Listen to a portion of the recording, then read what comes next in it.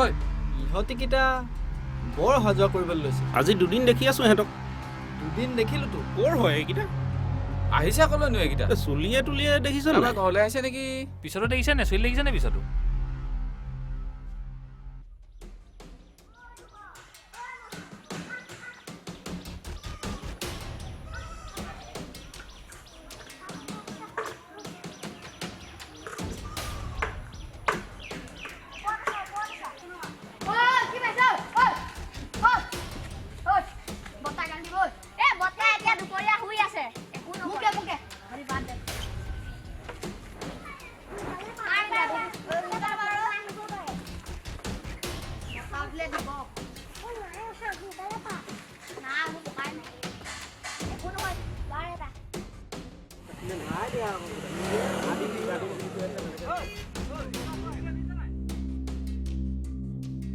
আজিও আহিলে ন? বেয়া গৈছেচোন ইহঁতকেইটা। ৰ চাওঁচোন ক'লৈ জানো ইহঁতকেইটা।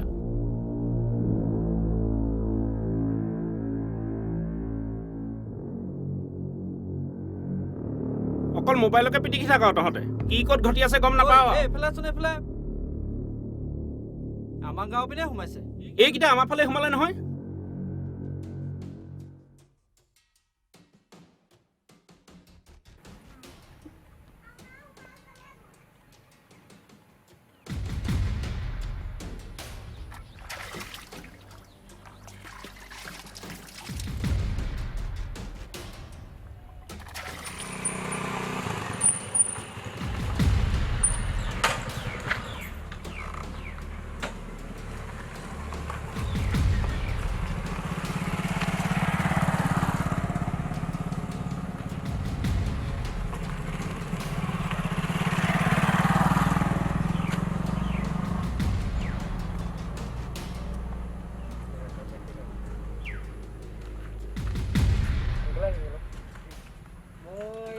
পাব লাগে গোটেই জেগাবোৰত আছে নহয়।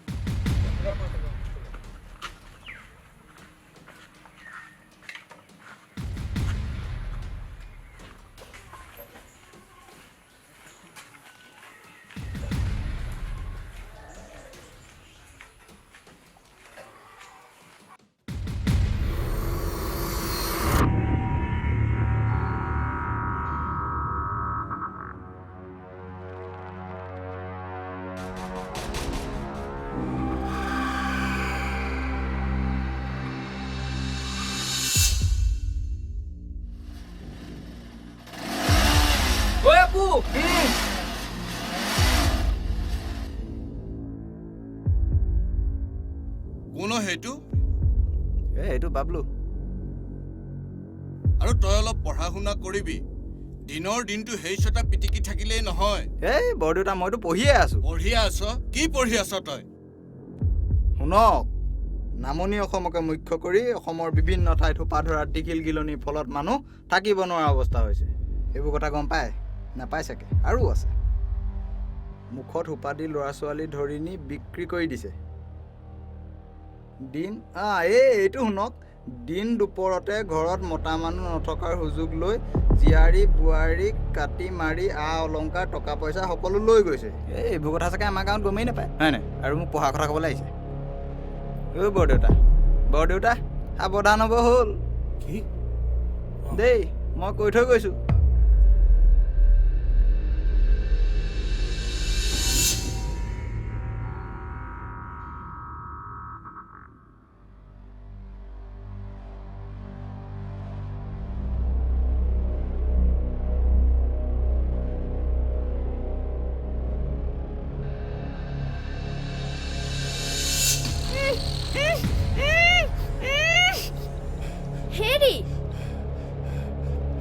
হেৰি কি হ'ল আপোনাৰ? সোপা ধৰা সোপা ধৰা। সোপা ধৰা? ক'ত? কোনটো? সৌটো দেখা নাই কেনেকৈ তেলেকৈ চাই আছে। কি? এই আমাৰ আইমণিজনী ক'ত গ'ল? আইমণি? আইমণি?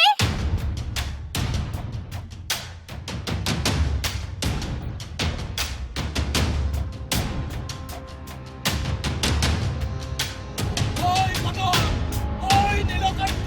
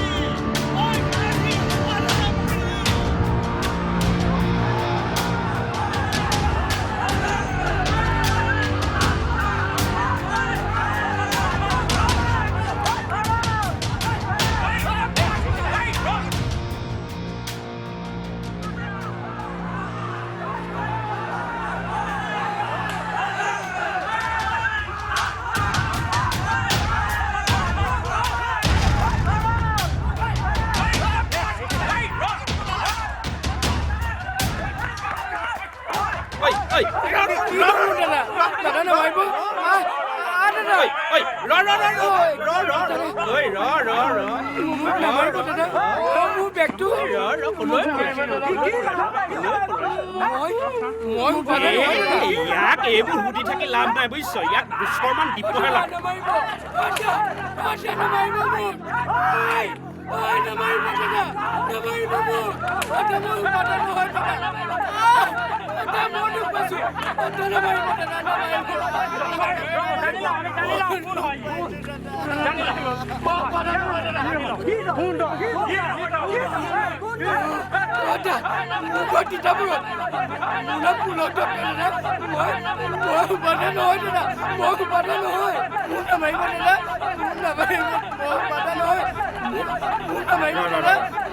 তই ইয়াক কি কৈছ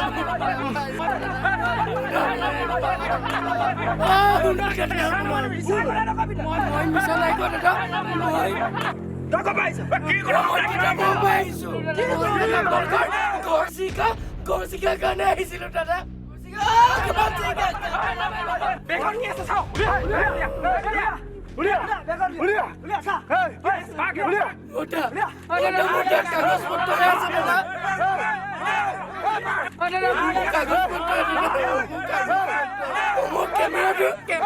কেমেৰা আছে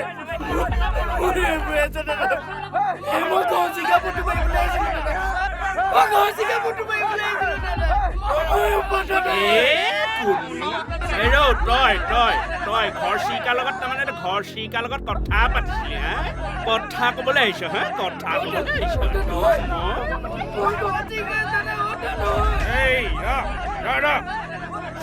এই বাপেৰক চিনি পোৱা নাই নহয় হা একে পাছতে একদম চুই দেখি যাবি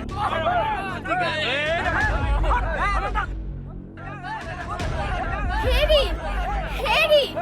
আপুনি ইয়াত কি কৰি আছে এই পাথৰটো ক'ত পলাল হা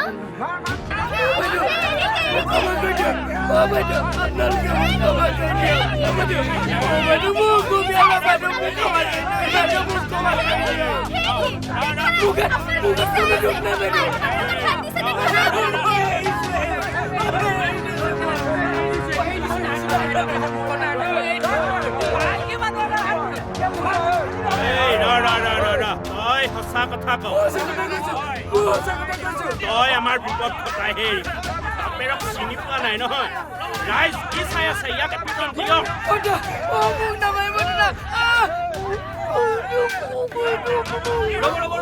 ৰ'ব এওঁ কিয় মাৰিছে এওঁ আচল পৰিচয় নজনালৈকে আপোনালোকে একো নকৰিব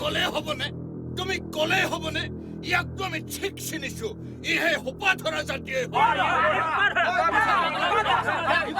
ৰ'বচোন ৰ'ব খুৰাদেউ আপুনি চিঞৰিছে কিয় এওঁ আচল পৰিচয় দিব নহয় এওঁৰ বিষয়ে জানিলো আমি সকলো কথা তাৰপিছত আমি ব্যৱস্থা ল'ম ৰাইজখন আছে আপোনালোকে ইয়াক মাৰধৰ কিয় কৰিব তুমি কোৱাচোন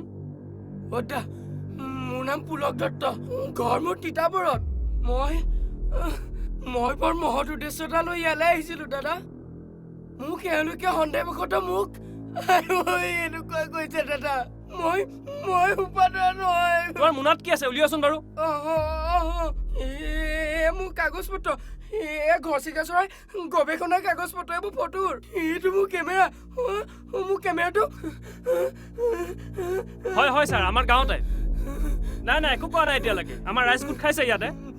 নাই আমি সন্দেহে কৰিছোঁ আপোনালোক আহক ইয়ালৈ ঠিক আছে মই ইয়াতে আছোঁ হয় আহক আপোনালোক একো নাই গৱেষণা কাগজ পত্ৰ এইবোৰ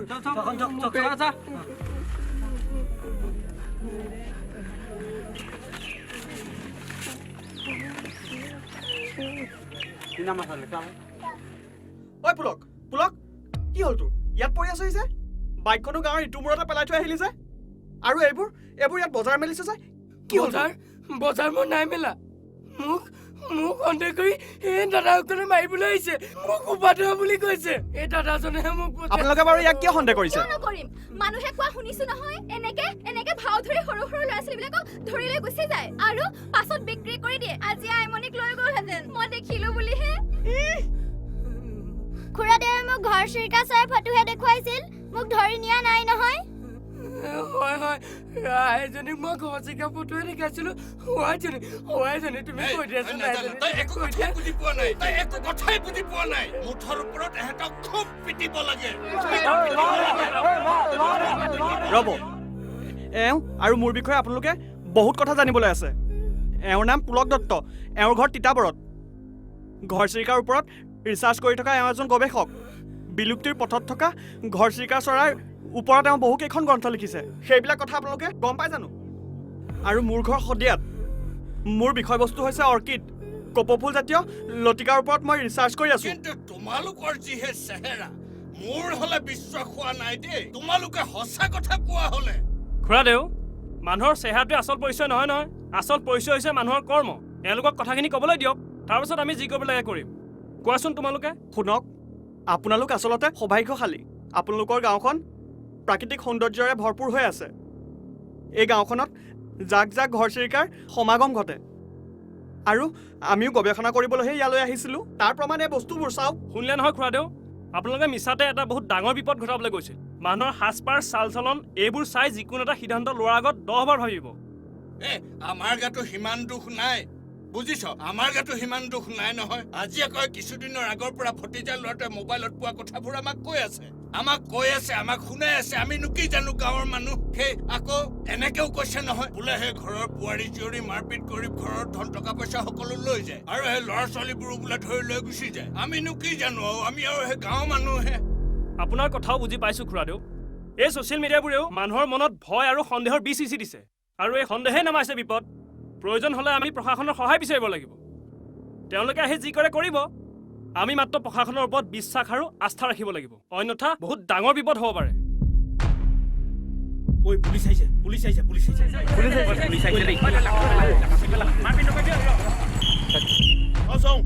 কি হৈছে কিহৰ হুলস্থুল ইয়াত কি হৈছে ইয়াত এটা ডাঙৰ দুৰ্ঘটনা হ'বলৈ ওলাইছিল এই সন্দেহৰ কাৰণে এটা ডাঙৰ বিপদ হ'লহেঁতেন ঐ হিৰো তই ইয়াত কি কৰিছ নহয় মানে ছাৰ গণ্ডগোল হৈছিলে সেইকাৰণে আহিলোঁ মানে য'তেই গণ্ডগোল হয় ত'তেই থাকিবি আৰু নহয় ছাৰ ঐ চুপ কথা নকবি মইহে বুজাই বহাই সকলোকে ঠিক কৰিছো ছাৰ এই বেছি ষ্টাডি নামাৰিবি বিপদ হ'লে কি আমিবোৰ এনে আছো চোৱা বস্তুখিনি লৈ লোৱা বাৰু তোমালোকৰ নামবোৰ কোৱাচোন ছাৰ মোৰ নাম পুলক দত্ত পুলক দত্ত আৰু মোৰ নাম অমৃত ঘৰ পুলক দত্তৰ ঘৰ মোৰ তিতাবৰত ঘৰ তিতাবৰ ঠিক আছে। তিতাবৰৰ কোনডোখৰত ৰ'বা বৰা ৰ'বা তোমাৰ নাম কোৱা মোৰ নাম অমৃত অমৃত কি কাকতি অমৃত কাকতি ঘৰ শদিয়াত ছাৰ শদিয়া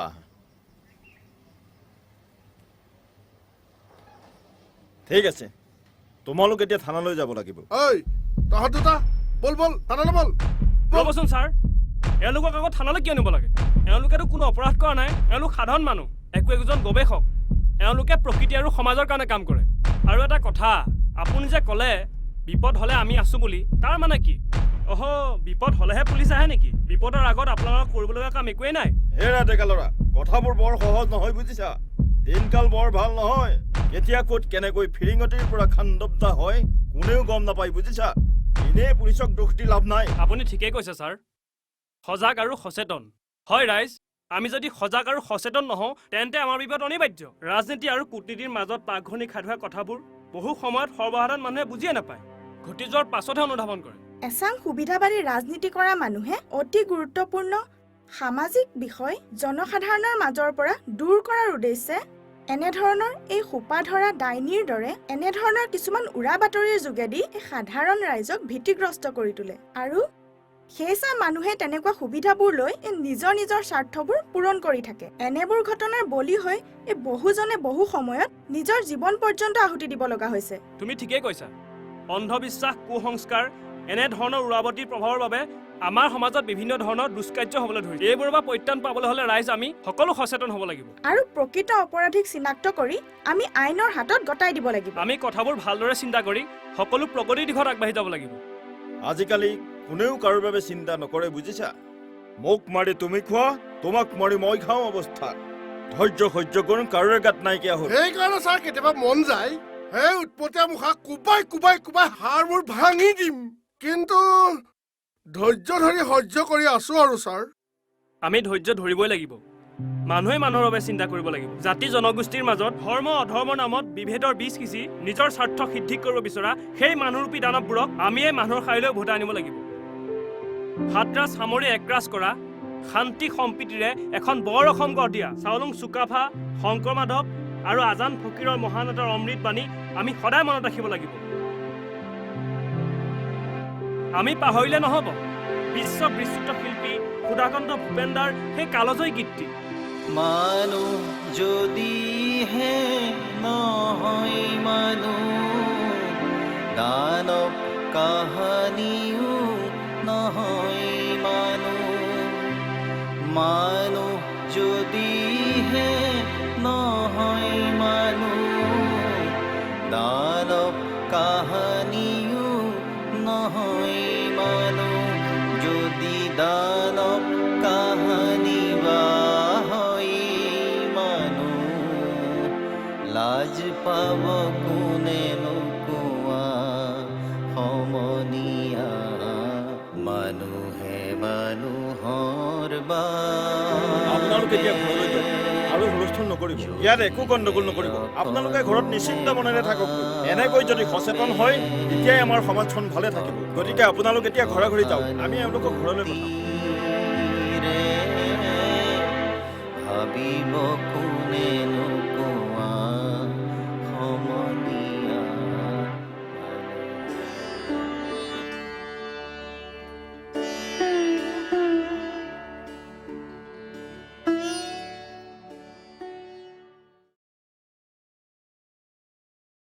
ৰূপদা